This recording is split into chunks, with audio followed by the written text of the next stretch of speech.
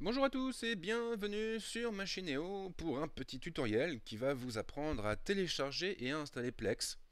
Alors pour ceux qui ne le connaîtraient pas encore, Plex est une solution qui va vous permettre d'installer un Media Center chez vous sans avoir à dépenser trop d'argent, ce qui est plutôt sympathique par les temps qui courent. Dans un premier temps, nous allons voir comment télécharger la solution, comment l'installer bien sûr, et puis ensuite nous verrons comment la configurer. Donc déjà pour commencer, nous allons ouvrir un nouvel onglet. Et une fois que c'est fait, eh bien, soit nous lançons directement la recherche, soit nous nous rendons d'abord sur google.fr. Là, en l'occurrence, je lance directement la recherche et automatiquement Google va m'afficher une page de résultats en fonction de mes mots-clés. Le site officiel de Plex se trouve en première position, normalement. L'adresse de ce site, eh bien, c'est plex.tv. Alors, il peut être judicieux de vérifier que vous êtes bien au bon endroit avant de télécharger Plex. Ça vous évitera de télécharger un peu tout et n'importe quoi, car malheureusement, sur Internet, il y a des gens qui sont prêts à tout pour duper les internautes, y compris à surfer sur la popularité de certains outils, comme Plex. Je clique sur le titre de la page et j'arrive directement sur l'accueil.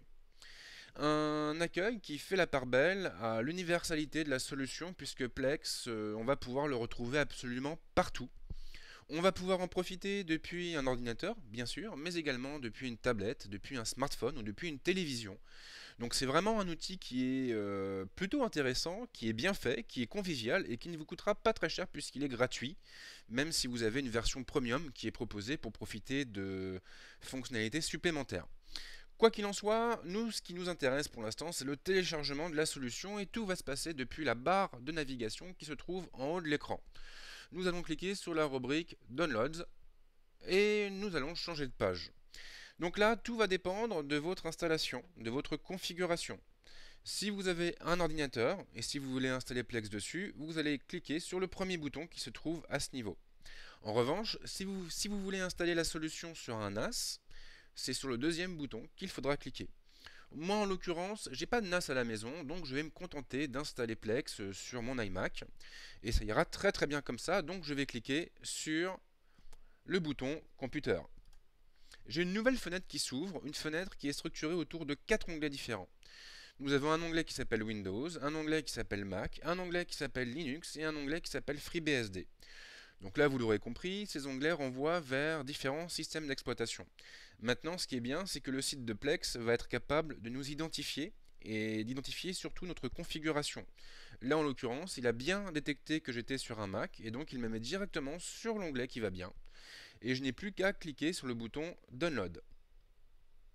Là, le téléchargement va démarrer et évidemment tout va dépendre de votre navigateur puisqu'il ne gère pas tout ça de la même manière. Sur Safari, je vais avoir un petit bouton là-haut, situé dans le coin en haut à droite, qui va me permettre d'afficher les téléchargements en cours. Je constate d'ailleurs que Plex pèse quelque chose comme 73,5 mégaoctets dans sa forme compressée. Il me faudra donc attendre quelque chose comme 2 minutes avant de pouvoir en profiter. Grâce à la magie du montage vidéo, nous avons fait un saut dans le temps et il ne nous reste plus que 10 secondes à attendre. Donc c'est un peu comme avoir des super pouvoirs, virtuellement parlant. Donc on attend, 7 secondes, 6 secondes, 5 secondes, la pression monte. Donc maintenant il a récupéré le fichier et automatiquement il va le décompresser et le stocker dans le dossier téléchargement. Donc on attend qu'il ait terminé.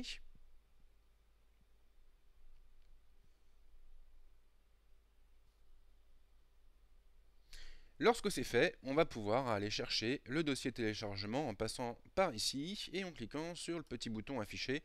Bon, là encore, c'est propre à ma configuration. Chez vous, ce ne sera pas forcément la même chose. Donc si jamais vous voyez des différences notables, c'est parfaitement normal et il ne faut surtout pas vous inquiéter. Donc Plex se trouve bien ici.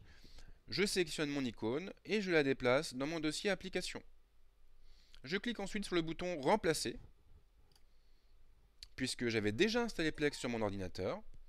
Et maintenant, c'est terminé. Donc Plex est bien installé sur ma machine et je vais pouvoir passer à la configuration qui fera l'objet d'une seconde vidéo.